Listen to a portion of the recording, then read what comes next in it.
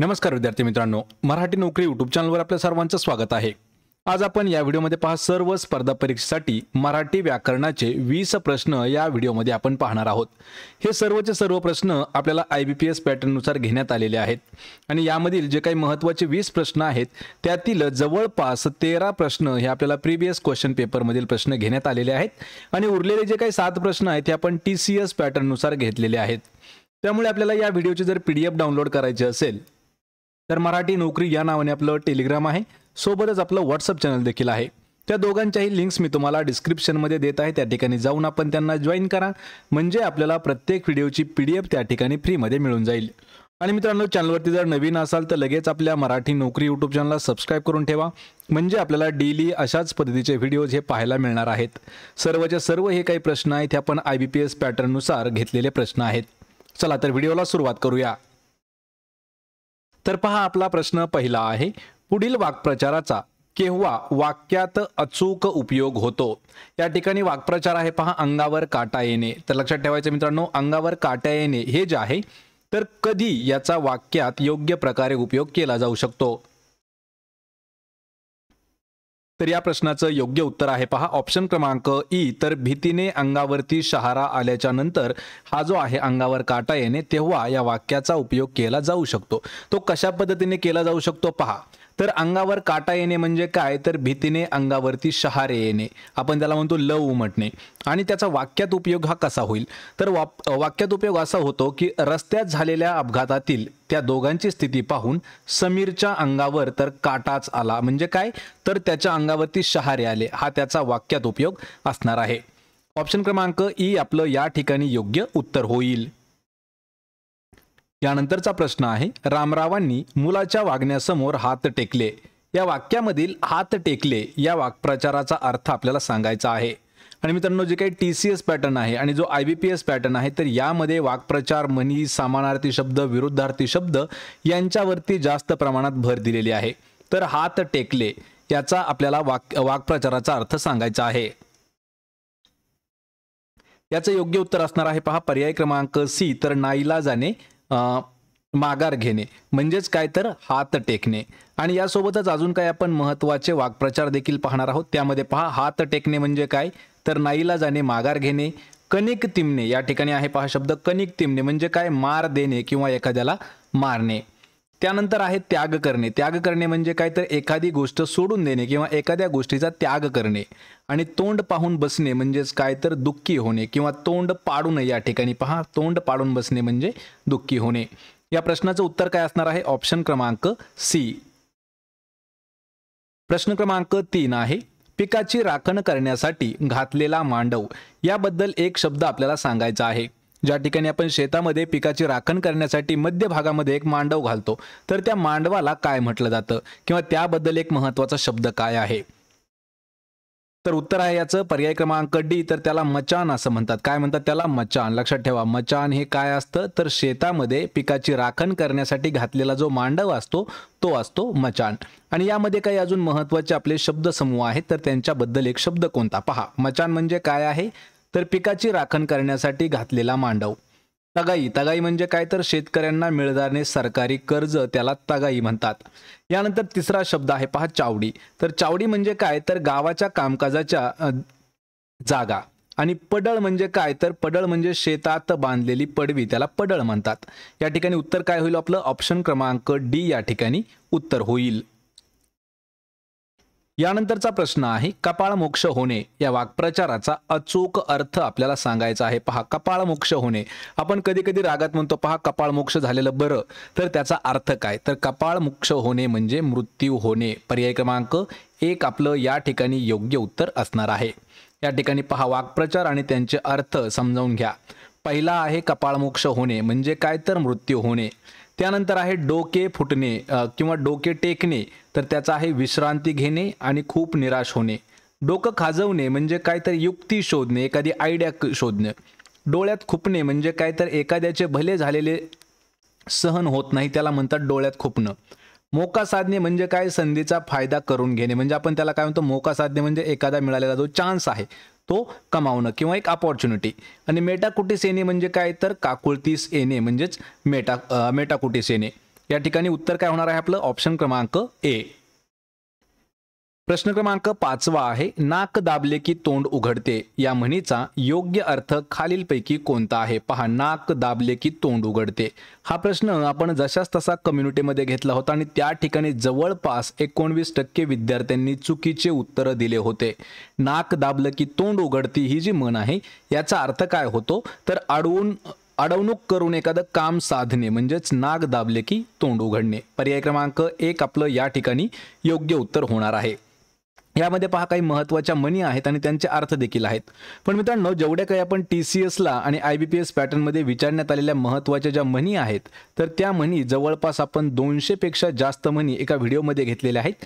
त्याची लिंक मी तुम्हाला डिस्क्रिप्शनमध्ये देत आहे। या ठिकाणी काही महत्त्वाच्या म्हणी आहेत, त्या म्हणी पहा।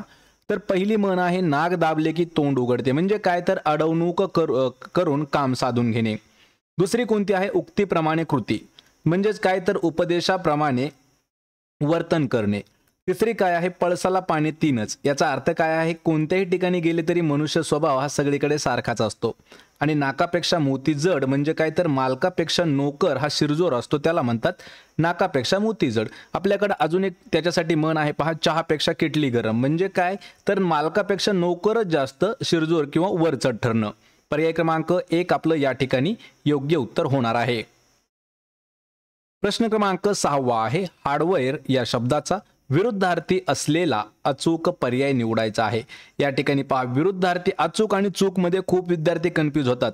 जवळपास 10 पैकी 3 विद्यार्थी चूक आणि अचूक मध्ये फरक ओळखू शकत नाहीत। अचूक म्हणजे बरोबर, लक्षात ठेवा, अचूक म्हणजे बरोबर पर्याय निवडायचा आहे। कशाचा तर हार्डवेअर या शब्दाचा विरुद्धार्थी शब्द अजून कोणता आहे? तर या प्रश्नाचं योग्य उत्तर आहे पहा ऑप्शन क्रमांक ई। तर हार्डवेअर या शब्दासाठी विरुद्धार्थी शब्द आहे पहा सलोखा। लक्षात ठेवा, काही महत्त्वाचे अजून आपल्याला विरुद्धार्थी शब्द जर पाहायचे झालं तर हार्डवेअर सलोखा, वैमनस्य सलोखा, निर्दोष सदोष आणि समजूतदार आणि असमजूतदारपणा। या ठिकाणी हे स जे आहे ते या ठिकाणी आलेलं आहे। समजूतदारपणा त्याचा विरुद्धार्थी शब्द होतो असमजूतदारपणा। पर्याय आणि या ठिकाणी जो दुश्मनी शब्द आहे त्याचा विरुद्धार्थी शब्द होतो पहा मैत्री। या प्रश्नाचं उत्तर काय होईल? ऑप्शन क्रमांक ई। प्रश्न क्रमांक 7 आहे, साक्षरता प्रसार शिबिराचे निमंत्रण आले असते तर शिक्षक सहभागी झाले असते। हा वाक्यप्रचार आपल्याला ओळखायचा आहे किंवा हा जो वाक्याचा प्रकार आहे त्या या ठिकाणी पहा, वाक्प्रचार म्हणण्यापेक्षा आपण काय म्हणू शकतो, वाक्याचा प्रकार आपल्याला ओळखायचा आहे। हा प्रश्न थोडासा महत्त्वाचा आहे आणि या ठिकाणी योग्य वाक्य आहे पहा, उत्तर असणार आहे याचं ऑप्शन क्रमांक डी। तर या ठिकाणी संकेतार्थी वाक्य आहे, म्हणजे एक संकेत दर्शवला आहे। संकेत कसा दर्शवला आहे? साक्षरता प्रसार शिबिराचं निमंत्रण आलं असतं तर शिक्षक सहभागी झाले असते। या तर शब्दामुळे आपल्याला या ठिकाणी संकेत दाखवता आलेला आहे। म्हणजेच हे जे वाक्य आहे हे संकेतार्थी वाक्य आहे। वाक्याचे प्रकार जे असतात ते कशा पद्धतीने असतात पहा, संकेतार्थी वाक्य, साक्षरता प्रसार शिबिराचे निमंत्रण आले तर शिक्षक सहभागी झाले असते। या ठिकाणी एक संकेत दाखवला आहे म्हणून आपलं उत्तर असणार आहे। यानंतरचा शब्द आहे पहा स्वार्थी वाक्य, म्हणजे काय असतं तर रामाच्या दर्शनामुळे सीतेला आनंद झाला, हे स्वार्थी वाक्य आहे। विद्यार्थी वाक्य कसं आहे तर जगात सर्व सुखी असा कोणी नाही, हे विद्यार्थी वाक्य आहे। आणि आज्ञार्थी वाक्य काय आहे? मुलांनो अभ्यास करा। या ठिकाणी फक्त एक आज्ञा दिलेली आहे म्हणजे ते आज्ञार्थी वाक्य आहे। या ठिकाणी उत्तर काय होईल आपलं? ऑप्शन क्रमांक डी। प्रश्न क्रमांक 8 आहे, प्रयोग ओळखा। या ठिकाणी पहा एक वाक्य आहे, पारिजातकाची योजना करणारा कवी खरोखरच कल्पक असला पाहिजे। तर ही जी आहे या वाक्याचा आपल्याला प्रयोग ओळखायचा आहे आणि याचं उत्तर असणार आहे पहा ऑप्शन क्रमांक 1। तर कर्तरी प्रयोगाचं हे वाक्य आहे। या वाक्यामध्ये पहा कर्ता कोण आहे? कर्ता आहे कवी। कर्म काय आहे तर कर्म आहे पारिजातक आणि क्रियापद काय आहे तर असला पाहिजे, हे जे आहे हे क्रियापद आहे। आपल्याला कोणत्याही वाक्यातील कर्ता कर्म आणि क्रियापद जर ओळखता आलं तर आपल्याला वाक्याचा प्रयोग जो आहे तो ओळखता येतो आणि हा जो आहे हा कर्तरी प्रयोग असणार आहे। या ठिकाणी पहा पारिजातकाची योजना करणारी कवयित्री खरोखरच कल्पक असली पाहिजे, कर्ता बदल होतो यामध्ये आणि सूर्याची योजना करणारा कवी खरोखरच कल्पक असला पाहिजे, यामध्ये कर्म बदल होतं आणि वाक्यातील कर्त्याच्या लिंग व वचनाप्रमाणे क्रियापद बदलते म्हणून ते कर्तरी प्रयोगाचं वाक्य आहे। ऑप्शन क्रमांक 1 आपलं या ठिकाणी योग्य उत्तर होईल। प्रश्न क्रमांक 9 आहे, प्रयोगाचे मुख्य प्रकार किती आहेत? हा प्रश्न IBPS ने विचारलेला नाही, पण TCS मध्ये हा प्रश्न आपल्याला 6 वेळा विचारण्यात आलेला आहे.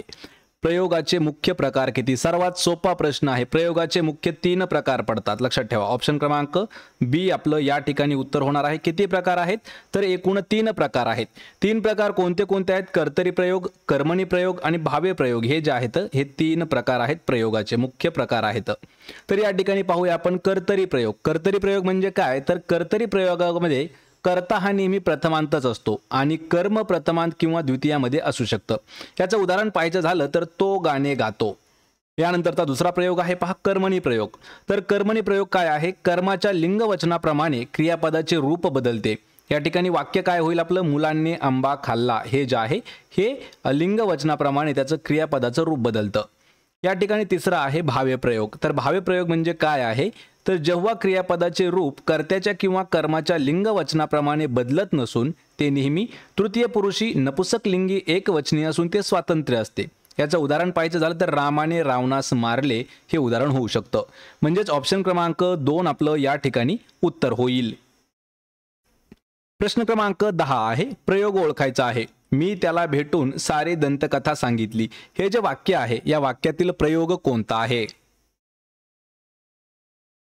याचं उत्तर असणार आहे पहा ऑप्शन क्रमांक 1 तर कर्मणी प्रयोग आहे. यामध्ये पहा, मी त्याला भेटून सारी दंतकथा सांगितली हे वाक्य आहे.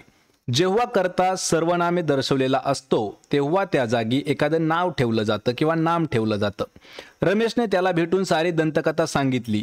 जेव्हा वाक्यातील कर्त्याला प्रत्यय असतो आणि कर्म प्रथमात असते तेव्हा ते वाक्य कर्मणी प्रयोगाचं असतं आणि कर्मणी प्रयोगामध्ये क्रियापद हे कर्माच्या लिंग वचन पुरुषाप्रमाणे बदलत असतं. कर्मणी प्रयोगामध्ये कर्त्याला शक्यतो प्रत्यय असतोच, म्हणून प्रश्नात दिलेलं जे काही वाक्य आहे ते कर्मणी प्रयोगाचं वाक्य असणार आहे. ऑप्शन क्रमांक 1 आपलं या ठिकाणी योग्य उत्तर होईल. प्रश्न क्रमांक 11 आहे, भुलाई या कविता संग्रहाच्या कवयित्री खालीलपैकी कोण आहेत? पहा, भुलाई हा कविता संग्रह आहे, याच्या कवयित्री कोण आहेत? याचं उत्तर आहे पर्याय क्रमांक 4 तर प्रतिमा इंगरोळे. लक्षात ठेवा, ऑप्शन क्रमांक डी आपलं उत्तर होणार आहे. प्रतिमा इंगरोळे यांचे अजून काही महत्त्वाचे साहित्य आहेत, त्यामध्ये भुलाई आहे, सुगरणचा खोपा आहे, गढी आणि वडाचे झाड. यानंतर आहे तर हिरा बनसोडे. तर हिरा बनसोडे यांचं साहित्य निकाय सुगावा, युगवाणी आणि फिर्याद. यानंतर आहे तर कल्पना दुधाणे. या ठिकाणी पहा दुधाळ झालेलं आहे तर ते दुधाणे आहे. धग असतेच आसपास हे त्यांचं साहित्य आहे. आणि ज्या काही निर्जा आहेत, निर्जा यांचं आहे वेना, निरणवय, ओल हरवलेली माती हे त्यांचं साहित्य आहे. या ठिकाणी उत्तर काय होणार आहे आपलं? ऑप्शन क्रमांक 4. प्रश्न क्रमांक 12 आहे, आळीमिळी गुपचिळी या म्हणीचा अर्थ आपल्याला सांगायचा आहे. पहा, आपण लहान असताना ही म्हण खूप वेळा वापरलेली आहे, आळीमिळी गुपचिळी. याचा अर्थ काय होतो? तर गुप्तपणे केलेलं एखादं काम त्याला म्हटलं जातं. पहा, आळीमिळी गुपचिळी. पर्याय 1 आपलं या ठिकाणी उत्तर होईल. यामध्ये अजून आपल्याला दुसरी एक म्हण आहे पहा, त्यामध्ये आळीमिळी गुपचिळी म्हणजे काय? गुप्तपणे केलेलं एखादं काम हा त्याचा अर्थ होतो. आणि दिव्याच्या पोटात काळे म्हणजे सज्जनाच्या पोटी वाईट संतती पैदा होणे हे त्याचा अर्थ होतो. पर्याय क्रमांक 1 आपलं या ठिकाणी उत्तर होईल. प्रश्न क्रमांक 13 आहे, रोज कुठल्या तरी फॅक्टरीतला 5चा भोंगा वाजत असे. या वाक्याचा आपल्याला काळ ओळखायचा आहे. शेवटचे 2 जे शब्द आहेत वाजत असे यावरून काळ आपल्याला ओळखू येतो. तर या ठिकाणी काळ कोणता असणार आहे? रीती भूतकाळ या ठिकाणी आपलं योग्य उत्तर होईल. पर्याय क्रमांक 2 आपलं उत्तर होणार आहे. लक्षात ठेवा, रीती भूतकाळ का आहे?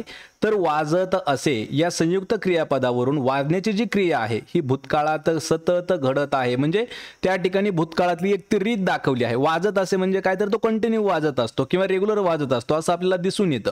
म्हणून हा जो काळ आहे हा रीती भूतकाळ आहे. पर्याय क्रमांक बी आपलं या ठिकाणी योग्य उत्तर होणार आहे. प्रश्न क्रमांक 14 आहे, आशाताईच्या स्वरातील गोडवा विलक्षण आहे. अधोरेखित शब्दाचा आपल्याला प्रकार ओळखायचा आहे आणि गोडवा हा शब्द अधोरेखित केलेला आहे. तर याचा प्रकार कोणता आहे? याचा प्रकार आहे भाववाचक नाम. लक्षात ठेवा, गोडवा, गोडव्याला वा जोडलेला आहे, गोडला म्हणजे तो गोडवा झाला आणि हा प्रकार आहे भाववाचक नाम. या शब्दामधून आपल्याला भाव दिसून येतो. लक्षात ठेवा, वाक्य काय आहे? आशाताईंच्या स्वरातील गोडवा विलक्षण आहे. आणि हे जे दिलेलं वाक्य आहे यामध्ये गोड हा मूळ शब्द जो आहे हे मूळचं विशेषण आहे आणि त्याला वा हा जो आहे हा वाक्यात भाववाचक नामाचं कार्य करतो. पर्याय क्रमांक बी आपलं या ठिकाणी योग्य उत्तर होईल। प्रश्न क्रमांक 15 आहे, पुढील 2 केवल वाक्यांमध्ये योग्य अव्यय वापरून संयुक्त वाक्य तयार करायचं आहे। पहा, या ठिकाणी आपल्याला एक संयुक्त वाक्य तयार करायचं आहे। आपल्याला 2 वाक्य दिलेले आहेत। पहिलं वाक्य काय आहे, लहान मुलं आनंदी वृत्तीची असतात, ती आनंद घेण्यात तरबेज असतात, हे दुसरं वाक्य आहे। तर आपल्याला या वाक्यामध्ये एक अव्यय वापरायचा आहे आणि ते वापरून आपल्याला संयुक्त वाक्य हे तयार करायचं आहे। तर या ठिकाणी आपल्याला काय योग्य अव्यय असणार आहे, पहा, तर अव्यय असणार आहे या ठिकाणी ऑप्शन क्रमांक सी आपलं या ठिकाणी अव्यय होईल। म्हणजे वाक्य कसं होईल पहा, लहान मुलं आनंदी वृत्तीचे असतात म्हणून ती आनंद घेण्यात तरबेज असतात, म्हणून या ठिकाणी आपलं योग्य उत्तर होईल। तर पहा, केवल वाक्यामध्ये नेहमी एकच विधेय म्हणजे त्याला आपण क्रियापद म्हणतो आणि एकच उद्देश म्हणजे तो कर्ता असतो, आणि संयुक्त वाक्यामध्ये 2 किंवा 2 पेक्षा जास्त केवल वाक्य प्रधानत्व बोधक उभयान्वयी अव्ययांनी जोडलेले असतात, आणि वरील जे काही वाक्य आहे या वाक्याचा अर्थ लक्षात घेता म्हणून हे परिणामबोधक प्रधानत्व सूचक उभयान्वयी अव्यय जे आहे ते योग्यरित्या त्या ठिकाणी वापरलं जाऊ शकतं। आणि ज्यावेळी ते वाक्य बनतं, अव्यय वापरल्याच्या नंतर संयुक्त वाक्य कसं बनतं हे मी तुम्हाला सुरुवातीला सांगितलं, तरी परत एक वेळा पहा, लहान मुलं आनंदी वृत्तीची असतात म्हणून ती आनंद घेण्यामध्ये तरबेज असतात। या ठिकाणी योग्य उत्तर काय होणार आहे आपलं, पर्याय क्रमांक 3। तर मित्रांनो, हे होते पहा आपले महत्त्वाचे 15 प्रश्न। या 15 प्रश्नापैकी किती प्रश्नाचे उत्तर देता आलं हे मला कमेंट करून नक्की सांगा। व्हिडिओ जर आवडला तर व्हिडिओला आपल्या लाईक करा, मित्रांमध्ये व्हिडिओ शेअर करा आणि आपल्या मराठी नोकरी यूट्यूब चॅनलला सबस्क्राईब करून ठेवा। असेच आपल्याला मराठीचे डेली ग्रामरचे व्हिडिओ जर पाहायचे असतील तर लगेच आपल्या चॅनलला सबस्क्राईब करून ठेवायचं आहे। आणि प्रत्येक व्हिडिओची PDF जर डाउनलोड करायची असेल तर PDF साठी आपलं टेलिग्राम चॅनल आहे पहा, मराठी नोकरी या नावाने, त्याची देखील लिंक मी तुम्हाला डिस्क्रिप्शनमध्ये दिलेली आहे। आपण भेटूया पुढच्या एका अशाच नवीन व्हिडिओमध्ये, तोपर्यंत जय हिंद, जय महाराष्ट्र।